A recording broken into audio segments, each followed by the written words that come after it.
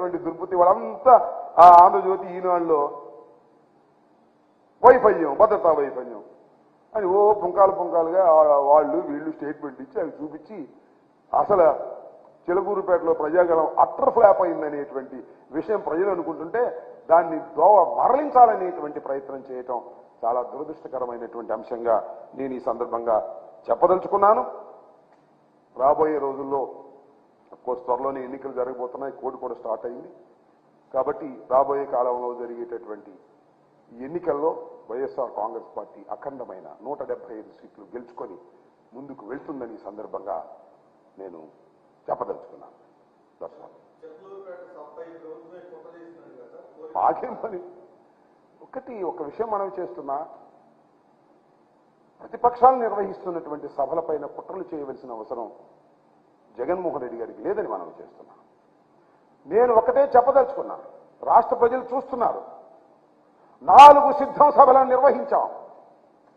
ఎంత అద్భుతంగా నిర్వహించాము, ఎంత అద్భుతంగా ప్రజలు వచ్చారు, ఎంత అద్భుతంగా ప్రజలు దాన్ని రిసీవ్ చేసుకున్నారో మీ టీవీలోనే చూడమని మనం చేస్తున్నాం. మీకున్నటువంటి టీవీలోనే చూడమని మనం చేస్తున్నాం. మీరు నిర్వహించారే, జెండా సభ నిర్వహించారు పవన్ కళ్యాణ్ గారు మీరు కలిసి. ఇవాళ చిలకూరుపేటలో ప్రజాగళాన్ని నిర్వహించారు మీరు, పవన్ కళ్యాణ్ గారు, మోడీ గారు కలిసి నిర్వహించారు. అది 2 సభలు కూడి మా ఒక్క సభతో పోల్చగలరా మీరు? ఒక్క సిద్ధం సభలో ఈ 2 సభలు కూడిన 20 కూడా లేదు. That is the fact. కారణం ఒక్కటే, ప్రజాబలం. జగన్మోహన్ రెడ్డి గారి సభలంటే ప్రజలు తరలి వస్తున్నారు. మీ ఉమ్మడి సభలంటే ప్రజలు తరలి రావడం లేదు, తోలినా రావడం లేదు. మీ మీద ప్రేమ లేదు, ఎందుకంటే మీ పరిపాలన వారికి నచ్చలేదు. జగన్మోహన్ రెడ్డి గారి మీద ప్రేమ ఉంది, కారణం వారి పరిపాలనలో ప్రజలు సుఖశాంతులతో ఉన్నారు. 2,72,000 కోట్ల రూపాయలు బటన్ నొక్కితే అకౌంట్స్లోకి వేసినటువంటి ప్రభుత్వం ఇంతకు ముందు ఎప్పుడైనా ఉందా? లేదు. భారతదేశంలో ఏ రాష్ట్రంలో అయినా ఉందా? ఒక్క జగన్మోహన్ రెడ్డి గారి ప్రభుత్వం తప్ప.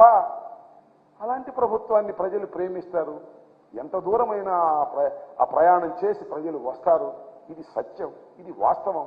ఈ వాస్తవాన్ని గమనించక ఏదో ఆర్టిఫిషియల్ ఇంటెలిజెన్స్ ఏనో, లేకపోతే మీరే వార్తలు రాంచుకుని ఈనాడులోను ఆంధ్రజ్యోతిలోను ఈ పచ్చ మీడియా వార్తలు రాంచుకుని అవి చూసి నిజమని భవించి మీరు పప్పులో కాలేసుకుంటున్నారు ఆయన. ఇది గమనించాలని కూడా ఈ సందర్భంగా నేను చెప్పదలుచుకున్నాను. ఎస్, అదేగా నేను చెప్పదలుచుకుంది. సభ మొత్తం నిర్వహించింది మీరు. ఎలక్షన్ కోడ్ ఉంది, మైకులు కూడా ప్రభుత్వం అరేంజ్ చేయాలా? లేకపోతే పోలీసు వారు మేము ప్రభుత్వాలు వైఎస్ఆర్ కాంగ్రెస్ పార్టీ వచ్చి మీ